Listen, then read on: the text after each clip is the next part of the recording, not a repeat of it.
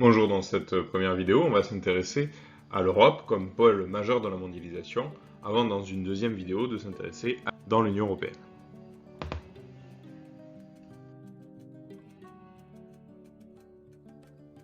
L'UE est donc la première puissance économique,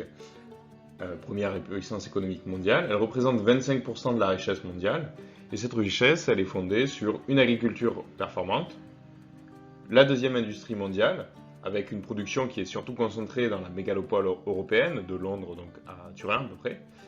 On parle aussi l'importance des services, activités financières, transport, tourisme notamment.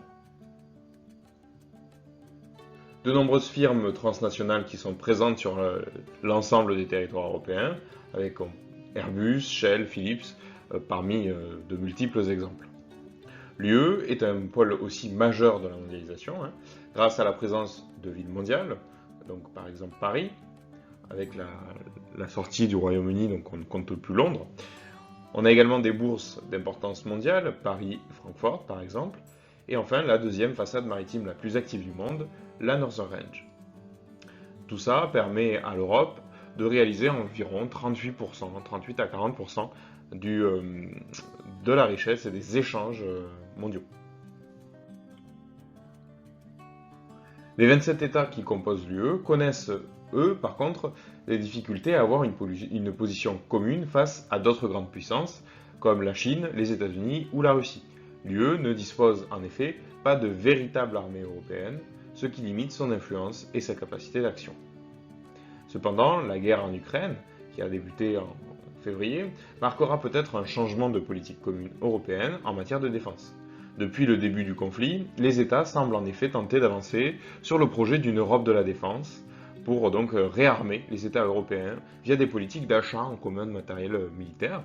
Et donc là, il s'agit d'avoir une politique qui puisse se doter à la fois d'une vision commune, mais également de moyens qui seraient mis en commun, ou en tout cas la construction de ces moyens qui va prendre du temps, parce qu'il faut aussi que les armes soient utilisables les unes avec les autres, que les armées soient interopérationnelles, comme on dit.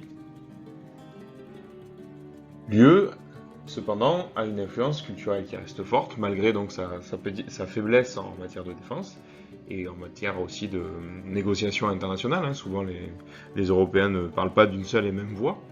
Donc l'UE a une influence culturelle forte. Elle est donc le premier pôle touristique mondial. C'est environ 50% des touristes mondiaux. Et c'est aussi donc le premier continent d'accueil des étudiants étrangers. Donc ça renforce, disons, les stratégies d'influence, notamment on le verra en matière linguistique, c'est le cas de la France. En résumé, on a donc des éléments de puissance, notamment économiques, mais la petite nuance, c'est qu'il y a des difficultés en matière de défense, même si celle-ci va peut-être se construire, cette Europe de la défense, et une influence culturelle qui reste forte. Donc, parmi les domaines de la puissance, le côté économique est plutôt bon, disons, c'est le premier pôle. En matière de défense et donc d'intervention à l'extérieur, de projection des forces, là, l'Europe est clairement en déficit face aux autres puissances, notamment face aux États-Unis. Et au niveau de l'influence culturelle, donc c'est plutôt un point positif, ou en tout cas quelque chose qui est une force de l'Union européenne.